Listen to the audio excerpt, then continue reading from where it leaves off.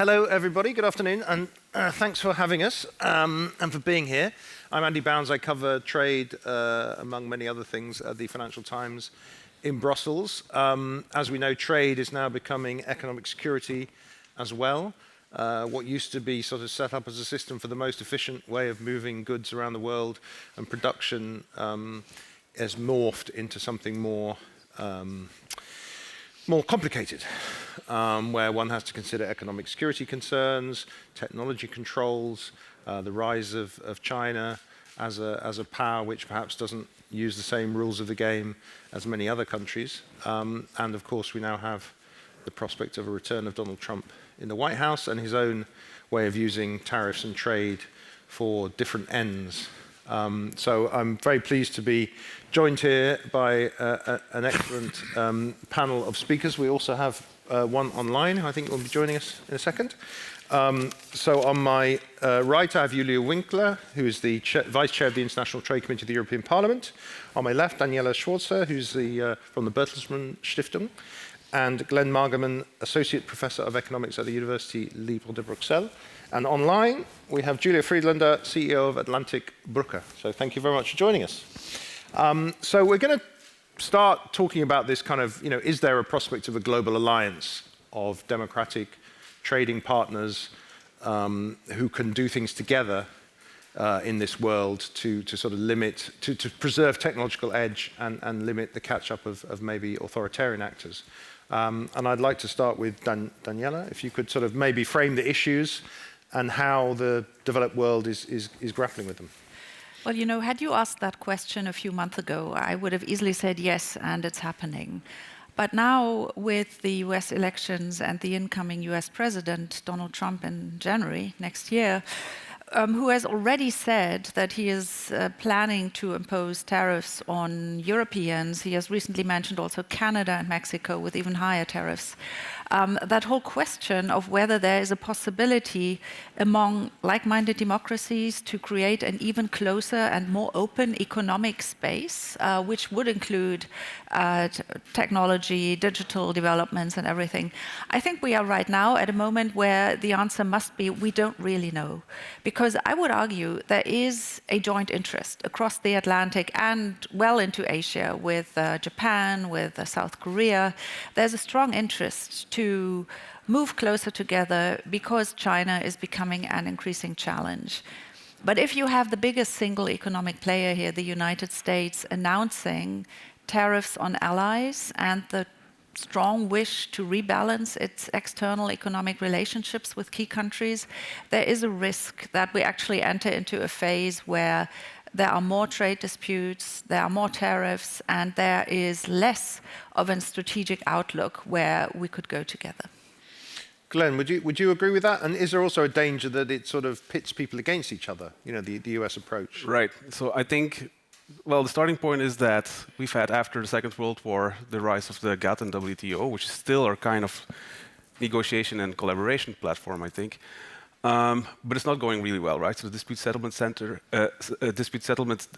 system has been effectively beheaded. There's a lot of anti-dumping discussions going on. So our classical WTO system is not really in good shape. From the point of view of the EU, for instance, I think if we focus on, let's say, the European Raw Materials Act, we should collaborate with third countries. However, those are very often countries which are ex-colonies of us, and so we need to collaborate with them as partners, right? So we need to be able to source those materials from those countries and collaborate as partners. And so I think we're not in a great shape to be able to set up this collaboration from that side as well. Yeah, and just to follow up, is there a tension between the sort of the bid to be green on the EU part and to ask these countries to hit certain standards to send their products to the EU in order to fight for the planet, while at the same time asking them to send us other things that maybe we really want, but right. on our conditions. Right. So of course there's the entire discussion about deep trade agreements and standards and so, but I think that's very much a political discussion, much more than only economic discussion. Yeah. Okay. If I could turn to Julia, can you enlighten us a little bit? You've got a map of Washington, D.C. in the background there. Can you enlighten us a little bit of how this looks from the US perspective? Does it want to be collaborative, or is it expecting everybody to line up behind it? Well, I think it's probably a mixture of both. And yes, that is a map of Washington behind me. I've spent 15 years there before coming to Berlin. I think that you witness a sort of schizophrenic, maybe not schizophrenic, but confused American policy towards the concept of economic security.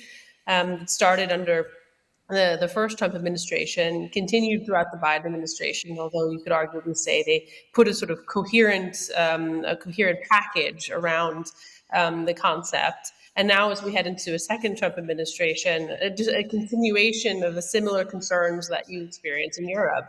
What is the future of competition? How do we continue to provide stable employment to our populations in the face of continued deindustrialization, and how do we counter a often predatory China at the same time as our markets are indelibly connected to it?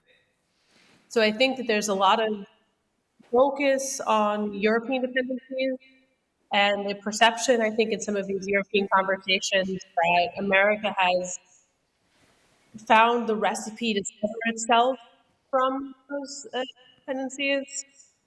I think that we have to realize that we're really all far from it. And so as we focus on whether we're tariff in one form or another, and that's where I would urge caution about jumping to conclusions.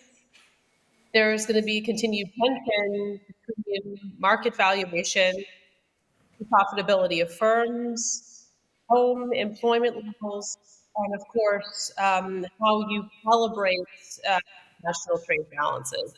And so when we look at the American policy and how it comes out, often in fits and starts, often with strict regulatory obligations on third parties, I think it's helpful to realize that it's the American policymakers, whatever political stripe, whether they tweet or not, are in an experimental phase about what America's role in the global economy is in the future.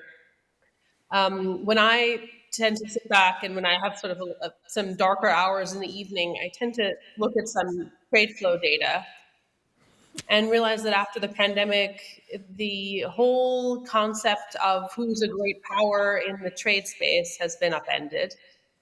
And every country is looking to find a new comparative advantage in new areas of production and economic growth, and whether it's in manufacturing or in the digital economy. And all of this could work very well against the United States' plan to impose sweeping tariff. Again, I think there are many in the incoming administration who are going to probably question that, but to realize that the United States is not an infallible island, and that many of the decisions that are not made in Washington are going to have strong actions on the domestic economy. So I think, just to go back to the premise of this conversation, I think that you're going to find many in DC who are going to look strongly towards European partners to partner on many of these issues, without the sense of collaborative spirit you have in the Biden administration. But I think that there is a fundamental understanding that the United States-China policy cannot succeed. I repeat, cannot succeed without European partnership. Oh, that's very interesting. Thank you. So, Iuliu, you're grappling with all these issues as an EU lawmaker. How do you think is the EU prepared enough? What more could it do to? So maybe from this first round, I think we all agree that there is a link which maybe was not present 10 or 15 years ago. This is the link between trade and economic security. I think also that when we discuss trade, we have to discuss supply chain. That's very clear, and I think also everybody agrees here in the panel. So problem comes that if we have trade and economic security, this means that also we have political decision much more present than maybe 10 or 15 years ago. And I don't know if this is good or bad. I'm on the political decision side, so I'm coming from the European Parliament, from the International Trade Committee of the European Parliament, and I remember 2009. 2009 was the year of the Lisbon Treaty, and that changed a little bit the political players in economy and trade, because competencies have been diverging a little bit.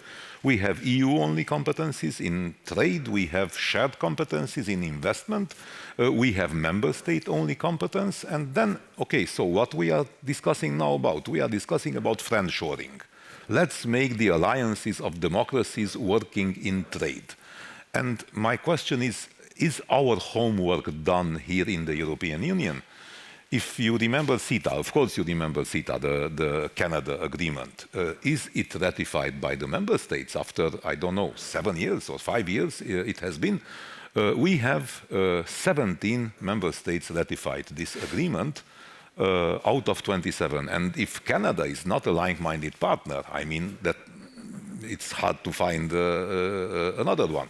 So we had 5 years, the last 5 years, the term which just ended of the European Parliament and the European Commission, in which we did ratify only one agreement. It is new, well, 2 or 3, but one main agreement. It is the EU-New Zealand agreement, which poses the question, is the present doctrine of the European Union, the DCFTA doctrine, that we have to have deep and comprehensive free trade agreements, we have to load on the cart of the trade. We have to load climate obligations, human rights expectations, labor rights expectations, sustainable development, green transition, and all the others.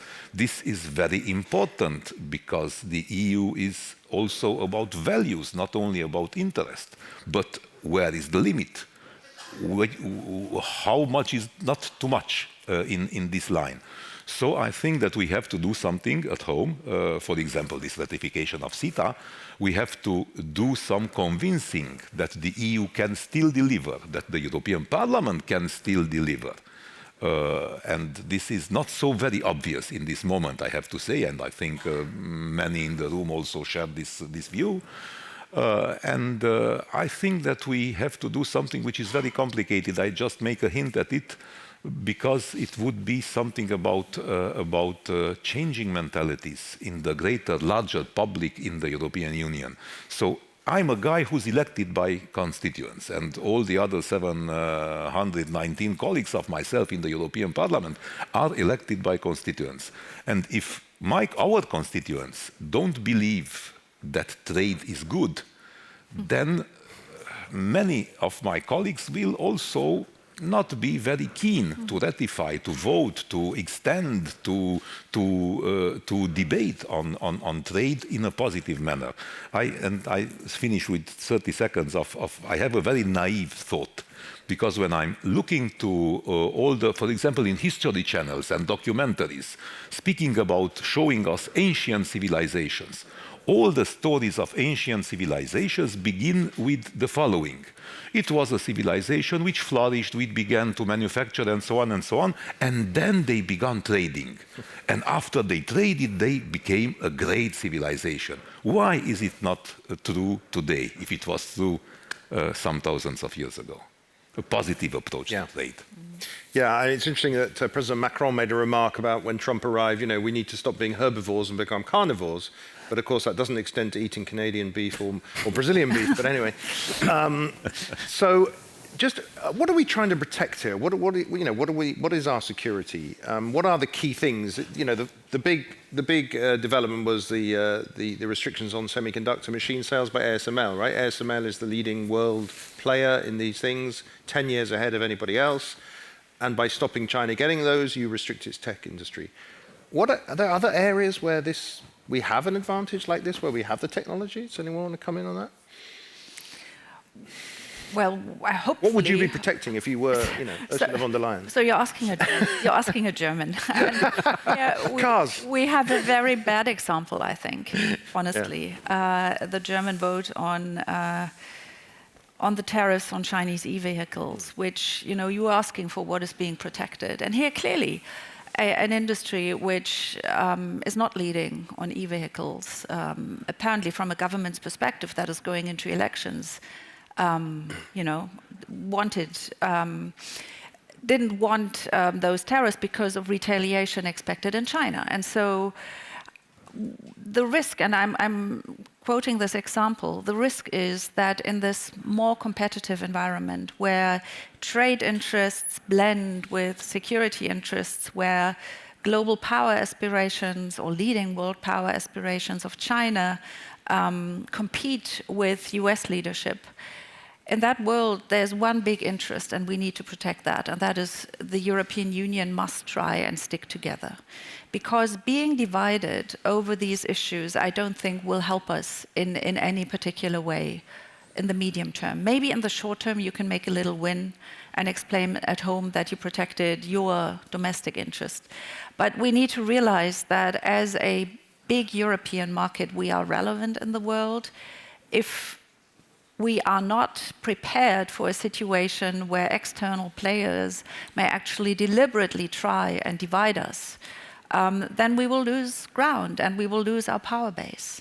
And so I think what we now need to protect is really European unity in the situation. And now what is it that we protect in terms of economic security? It is certain parts in particular of digital, of industrial pieces, but it is also the question how we protect our own companies against foreign direct investment. That's why there's investment screening, because in our value chains we want to be sure that there are not critical components which are owned by powers with whom we compete in other ways. So I would argue that we are right now in a world where the security conversation and the economic competitiveness discussion is really one big thing. And as we are now heading into a new 5-year term of the European Commission, and we see certain adjustments in the setup of the Commission, I think one thing that still needs to be solved is how these areas of work are really better integrated and brought together. And I just want to make one final point, listening to you and the difficulties of communicating trade. I remember very well how Germany at some point turned against TTIP. Remember, a transatlantic free trade agreement, Obama was US president, there was a real relaunch of transatlantic relations. You would have thought that Germany was very open to supporting the European effort to build a new transatlantic trade agreement. And we saw exactly at that time what you just described. Parliamentarians and government members did not want to go into the lead to explain why this is beneficial, why it is beneficial to build a deep trade agreement and an investment framework to really create a transatlantic market space.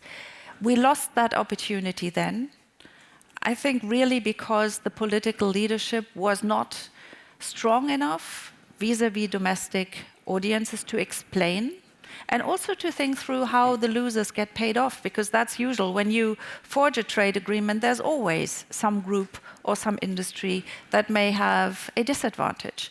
But in former times, there was always a lot of discussion how to compensate those so they can see a bigger interest in the whole thing. And on TTIP, we missed out in a situation where transatlantic relations were quite solid, actually. And now we are heading into a phase where there will be more tensions. So I think we will move far more towards more segmented approaches. If at all, we get agreements on certain sectors. So I think that's where we need to go and not give up at all. It's really still strategically important to bring our economies closer together, but the communicative effort vis-à-vis our domestic audiences is even bigger than it used to be. It was very interesting if you happen to be a junkie who watched a lot of the hearings for the commissioners designate, like I did, where Christopher Hansen, the new agriculture minister, actually argued for the Mercosur deal on the basis that farmers would sell more things to Latin America than we would possibly buy, wine and finished goods. And actually the EU has a massive surplus in agri-food exports. But that's not perhaps known by many people. Anybody else want to comment on what, I think Glenn, about perhaps just to build what on we should be protecting? Sorry, right? on the previous. So I think trade policy in particular, and especially tariffs, are a very good tool to hit as a surgeon in a sense, right? So the US knows where, if you target the car industry, you know which country you're targeting. China knows exactly which kind of tariffs or which kind of policies to implement to kind of try to put a wick between the different countries in the EU. That's one. Two, as an economist, I think it's really hard to understand what are strategic goods or sectors. I mean, we can look at the data, right? And we know during COVID there was medical respiratories, there was face masks. There's a problem with electrical vehicles and car batteries. But what's going to be the next crisis? Maybe you have a water crisis coming up, and so we're not prepared for that, and we're not even able to evaluate how exposed we are to those particular goods, how strategic they are, how dependent we are, and how important they are for us. And I think there's a lot of work to be done, and building up across the different member states through Eurostat, through data building, through policy making, to aggregate information and to build together to be able to understand where the dependencies are, how vulnerable are we to those things in general, not just based on data or lobby groups or a particular crisis. How should we think about developing policy to target these things? What do we want to achieve with those policies? Is it about protecting domestic industries? Is it about protecting particular groups of customers or producers? And how to implement this? And I think has been raised before in the sense that trade policy is not an independent component, right? So we have the different DGs. We have trade policy, competition policy, public policy, cohesion policy, social policy. But they are very much interconnected, especially with those deep trade agreements, right? So you're not only targeting trade, you're targeting investment, you're targeting green, you're targeting standards. You need to be able to collaborate across all those policy fields to be able to have a good, cohesive, and inclusive policy making. And I think subsidiarity has been one of the key cornerstones of the EU, but perhaps it's also in our disadvantage at the moment because we're being played against each other. And I think, for instance, there's no EU-level industrial policy right now. So what can we do to actually build up to a common policy in that sense, right? So exclusive competence being trade, maybe we need more actually, rather than being played out against each other. Okay, Julia, can I just turn to the Trump question again? I mean, you sort of painted a picture where, not everything's set in stone. There's going to be competing interests in Washington. How do you think the EU best kind of engages? I mean, there'll be competing issues in the EU. Some member states will be rushing off to talk to Trump. Others will be running away. How do you think the EU should best handle this threat? Thank you. Well, I think it would go without saying that I would say try to speak with a united voice as much as possible. That may be a little bit of wishful thinking. But I will say that compared to the last time around, the impression of the European Union and European Union institutions has grown in Washington. And I think that has a lot to do with some trade actions, such as having an economic security strategy put forth by the last commission. And quite frankly, through the remarkable unanimity shown in 2022, after Russia's full-scale invasion of Ukraine began, that there is certainly an understanding that the EU is a force to be reckoned with. And so I think that to the extent possible, and if I look at the portfolios of the new commission, you see that many of what we're talking about, you just mentioned the new the agricultural commissioner, that the competencies are divided up among, when you talk about economic security, are really housed in five different places within the commission. And so I think to the extent that when each of these commissioners either jointly or individually travels to Washington and repeats a very similar narrative, right? We need to figure out how industrial economies are able to compete in a fractured global environment, and how we are going to, with lucid clarity, compete with China, and when necessary, take strong actions against Beijing's behavior. I think that will ring very true in Washington, and particularly also in the U.S. Congress. So it has always been, and I'm sorry to say this, always been a bit of a strategy in the US to say who are my allies on policy ABC in Europe and try to build those concentric circles to try to develop consensus within European circles, within the European Council, of course, first and foremost. And so I would say that it's sort of a new strategy to kick off the states, or it's a new strategy for member state leaders to travel to Washington and complain about the other one. But what it ultimately means is that the Washington is grateful when there is a strong voice coming out of Brussels, and certainly will witness that through as a film alliance. So that's sort of my cautious optimism here. I think that there's not going to be an appetite for anything sounding like a free trade agreement in Washington, but there are going to be many open ears for technological alignment, for certain aligned state subsidies.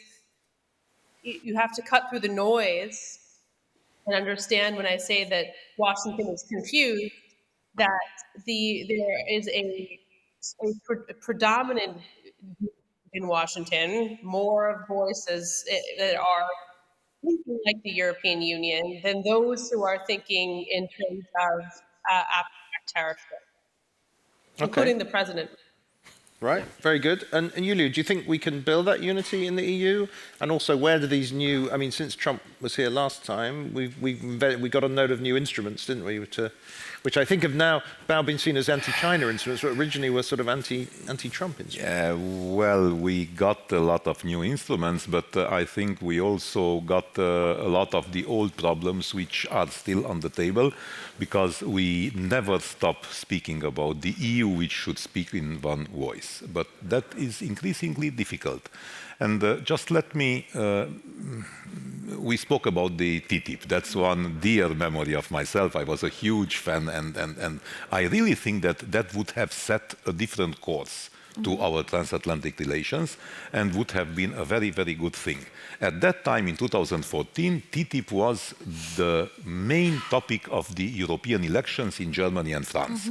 In my country, in Romania, Eastern European country, nobody has heard. Besides of the wongs and of the university teachers and the very young people, nobody has heard and nobody had any interest in TTIP. Although we in Romania are very deeply linked with the United States from security point of view, from many, many points of view. Today, on the table, we have Mercosur.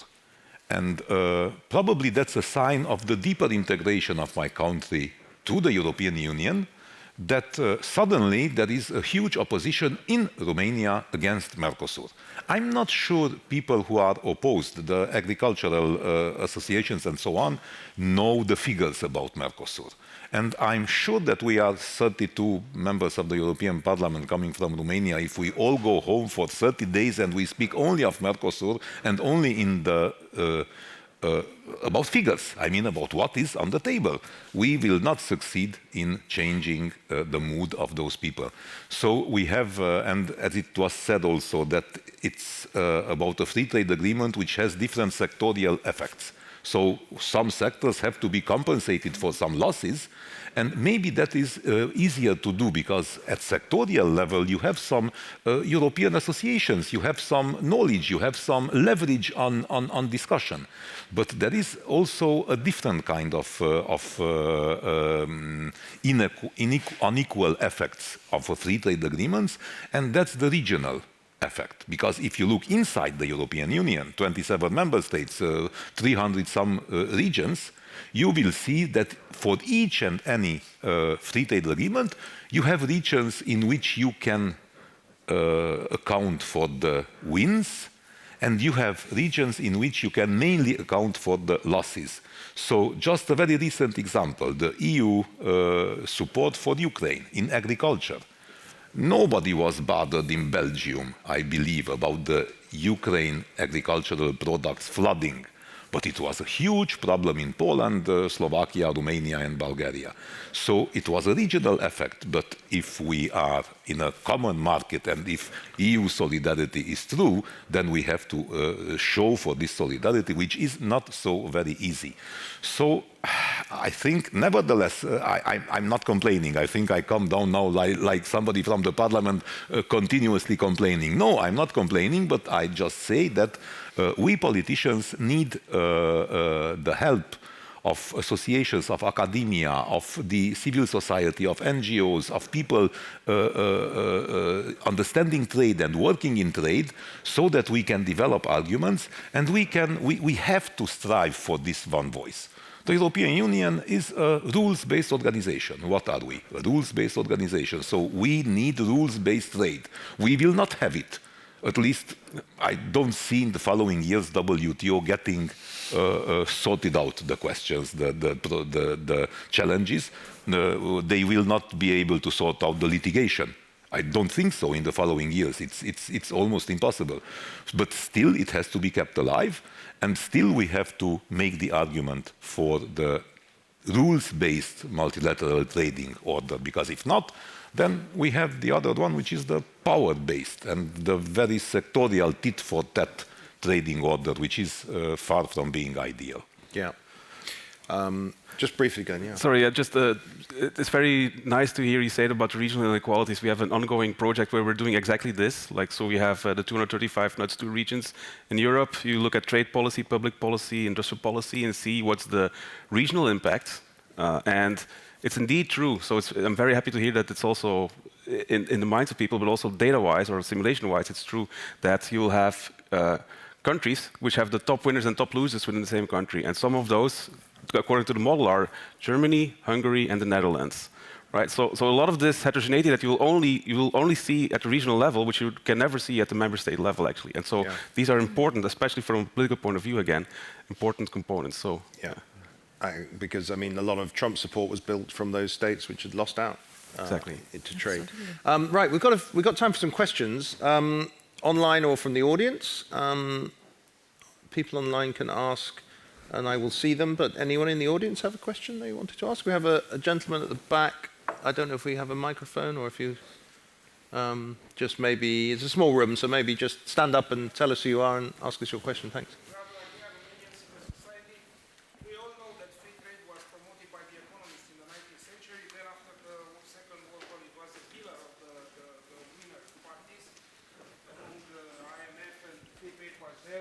General Agreement on Trade and Tariff, and then became WTO. Looking at the current environment, we all see that enemies of trade.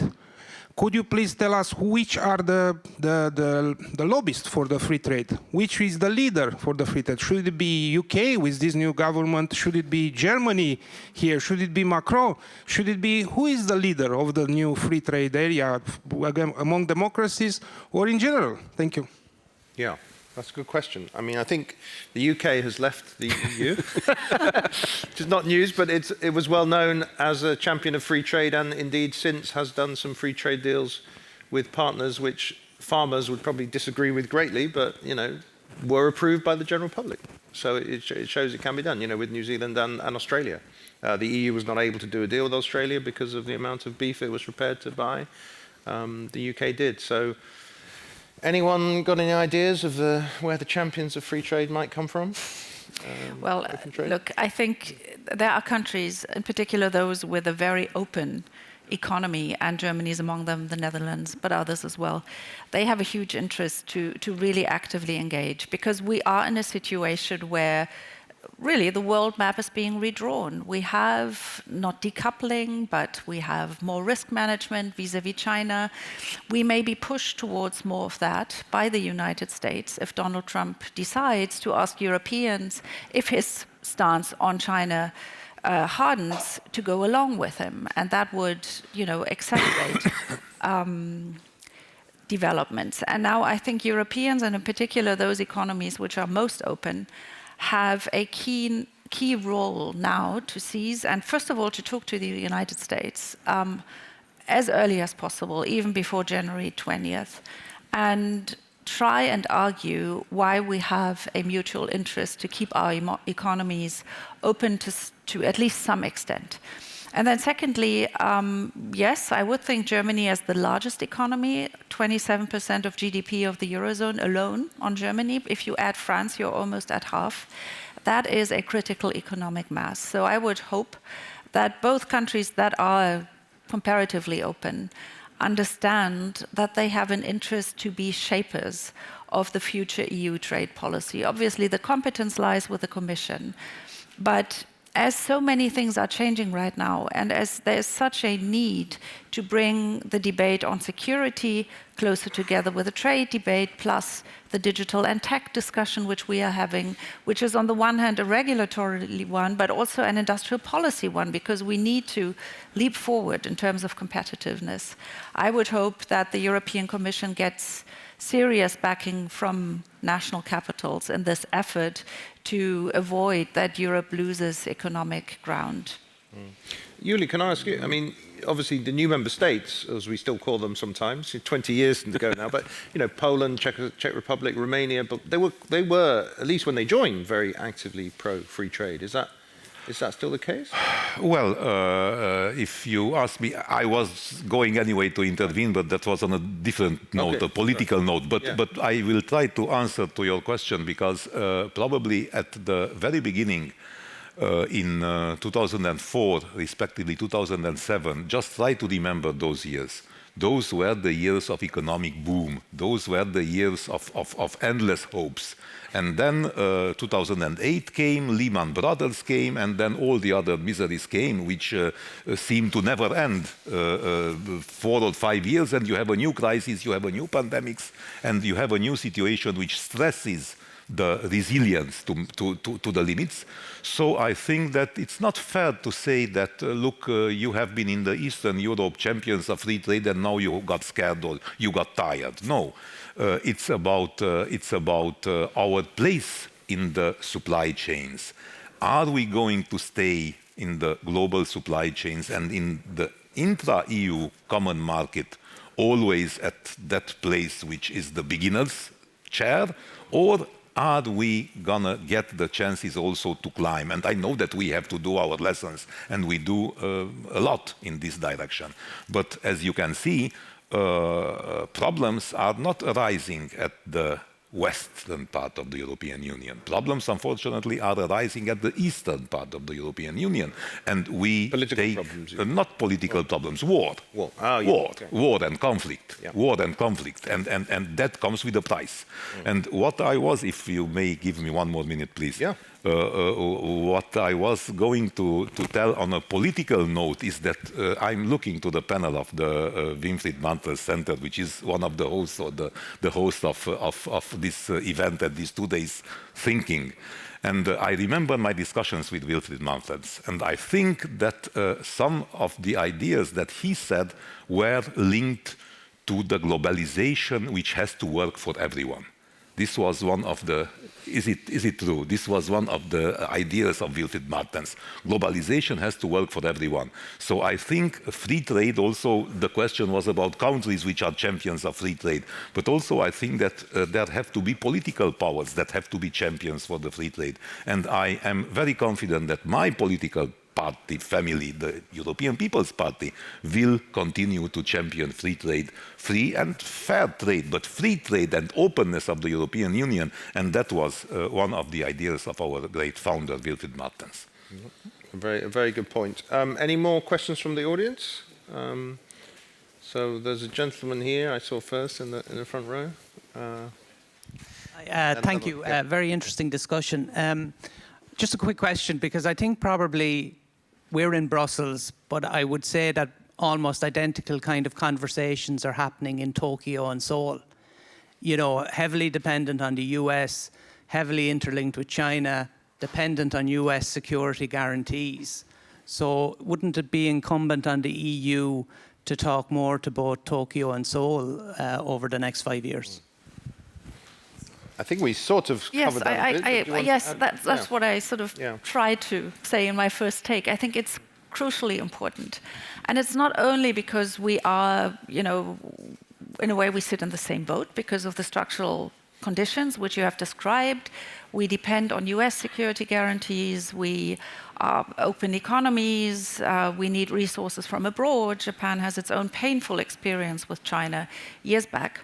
So that is an argument, but we also have a lot to learn from from Japan, because Japan prepared for the situation far earlier than we did. And if you look at the amount of European Japanese and German Japanese consultations over the past years, and the intensity of the discussion in the G7, first Germany chairing, then Japan chairing, on economic security issues, there is a lot to do together and a lot to learn together, or to learn from each other, really. And my concern is really that, again, if the situation between the United States and China should escalate, that we lose this moment where we can have this discussion all together.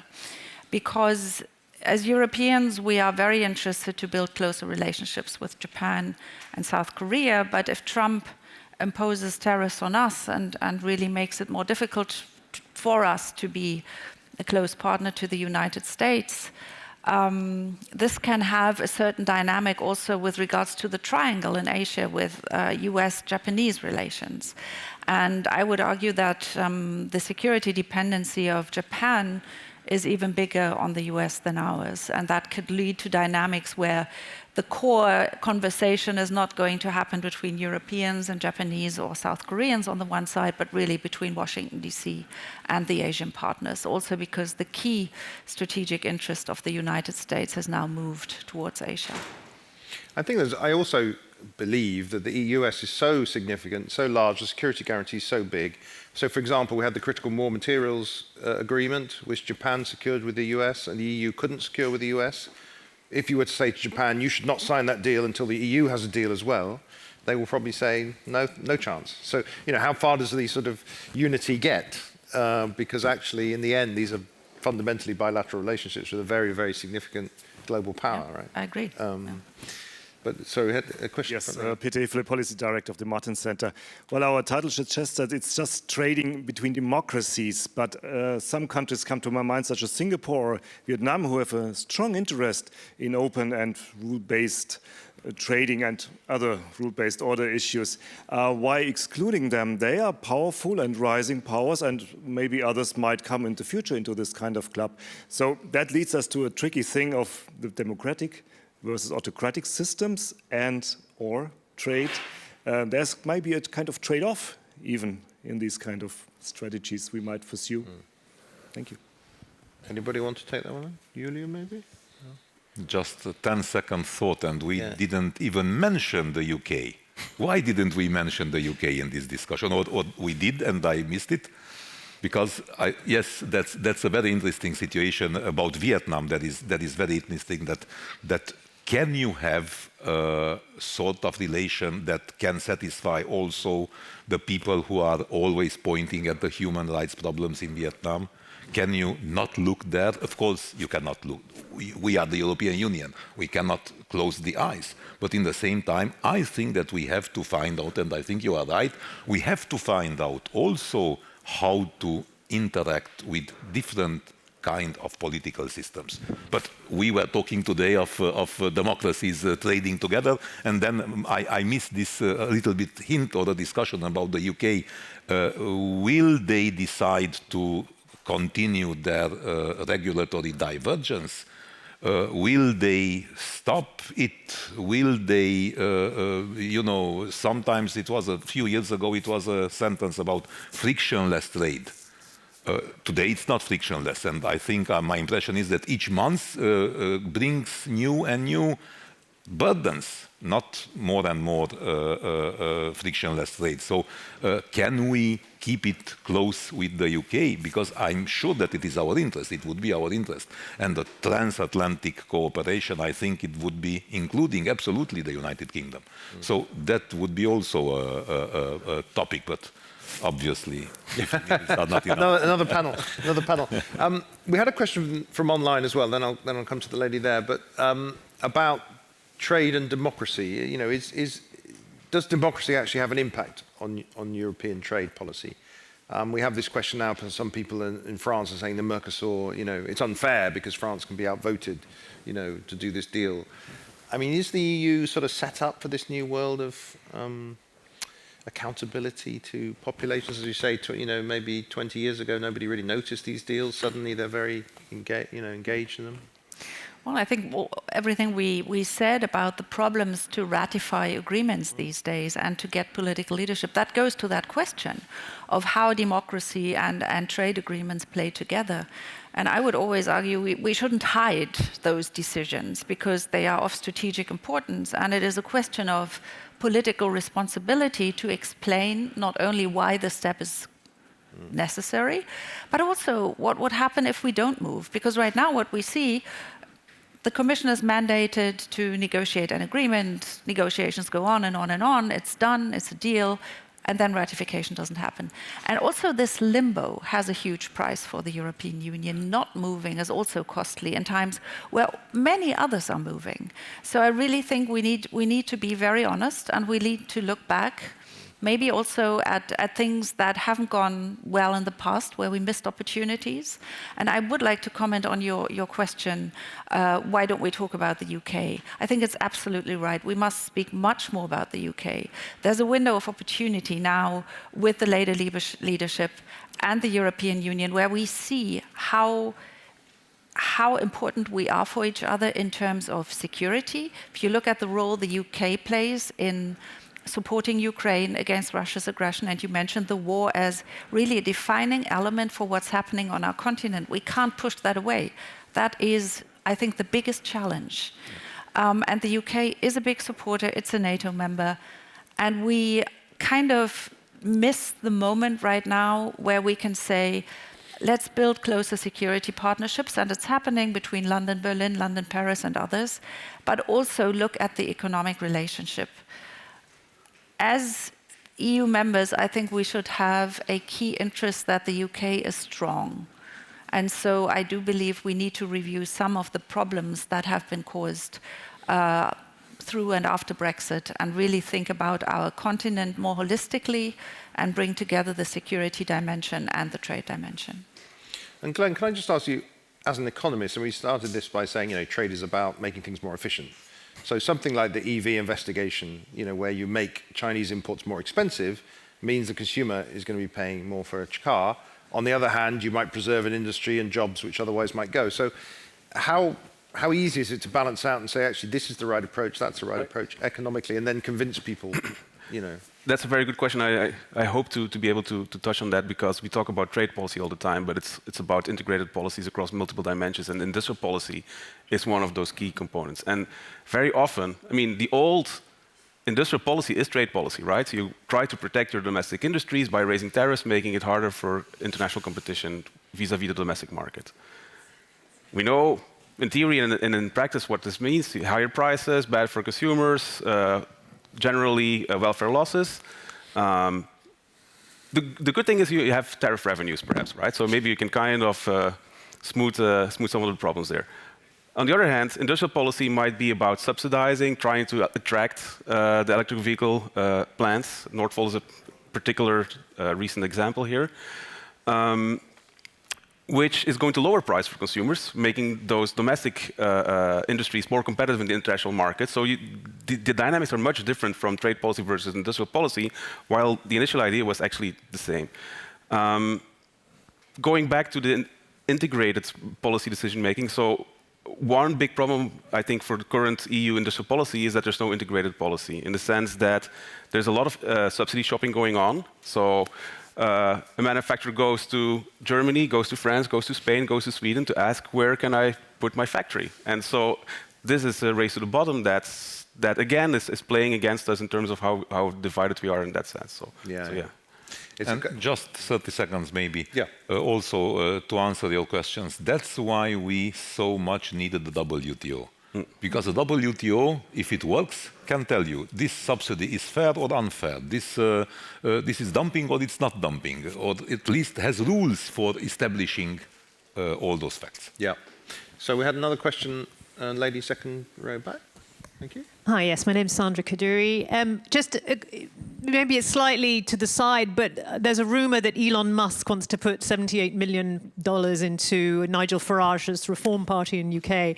But it just brings to mind this idea of big money, big business, big trade. How is Europe going to protect itself and its values from this kind of effect of huge money entering politics, business interests and politics merging? What can we learn from what's happened in the US with its democracy there? And what can the EU do to preserve its values? I think, ironically, Kamala Harris spent more than Donald Trump. So maybe money doesn't always work. Is any? Do you have a view on that, Julia? Do you have a view on money in politics? Yes, apologies. I didn't realize you're gesturing towards your screen. I think that's one of the major shortcomings of the American political system, is that it is driven by big money interests, and you can see through certain cabinet appointments that are made not only under Donald Trump but under every administration, and the appointment of choice ambassadors, that it is often given to the highest bidder. What I do think is interesting about it, as you just said, is that Kamala Harris spent more, and she was tied to many of the larger institutional donors than the Trump campaign was that the American voters seem to think that they're voting for unwinding that system, and there is a desire to take big money out of politics, believe it or not, to unwind special interests. If you're talking about the military-industrial complex as one of them, there's a movement from the left and the right in the U.S. to question the role of tech firms. So you'll see that Lina Khan is actually popular among parts of the Republican Party.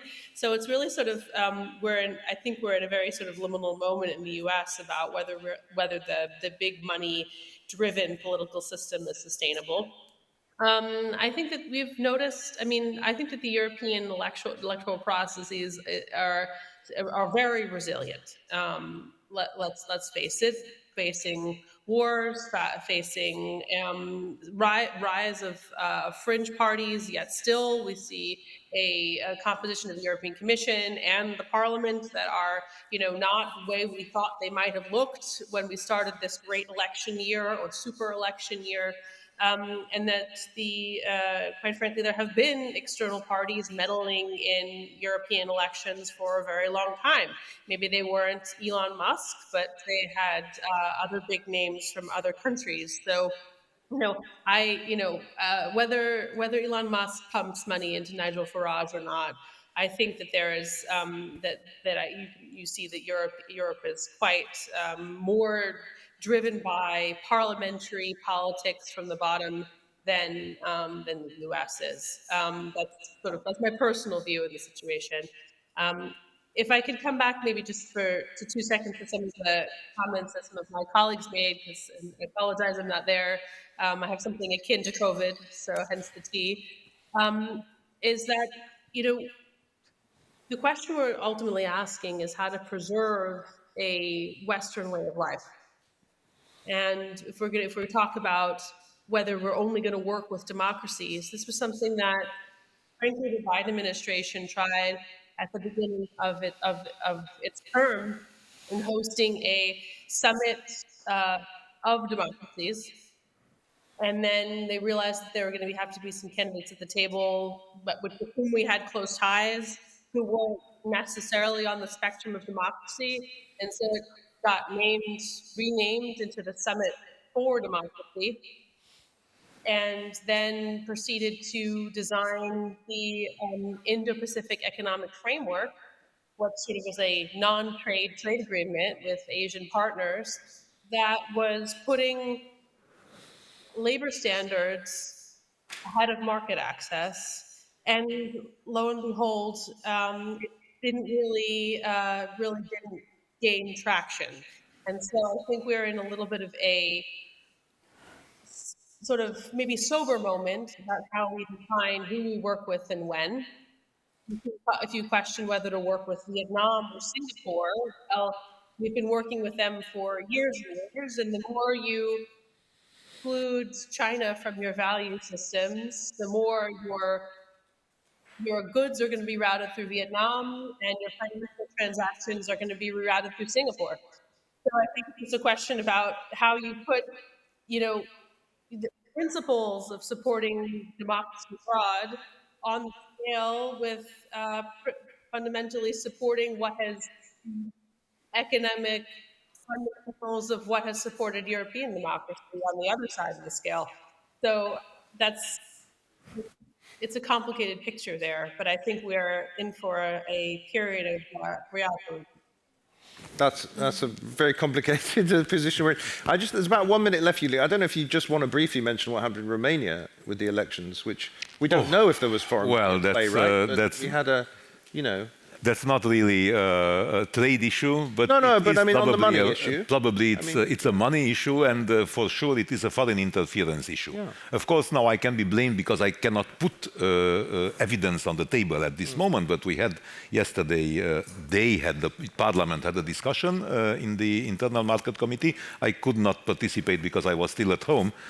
Suffering the consequences of the elections, and it's clear that when you have technology with not sufficient democratic oversight, when you have technology at such a complicated or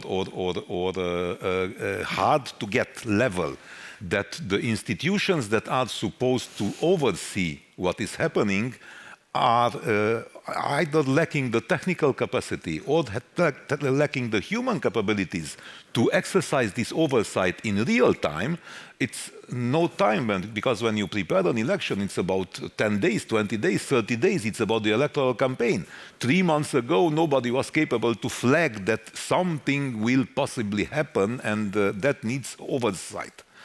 Probably the Brexit, the vote day, and all that was discovered afterwards would have gone differently, because it was 49 to 51. It was not 40 to 60. So I mean, democratic decision is also this very tiny difference decision. Yeah. So and there it's clear that you have to have much more proficient institutions and much more technically capable people inside those institutions. Thank you very much. Well, we've had a massively wide-ranging debate there. Lots of food for thought. Hopefully the audience has gained some insight, and I'm sure this issue is not going to go away. So thank you very much to the panel, and please stick around for the next one. Thank you very much. Thank you.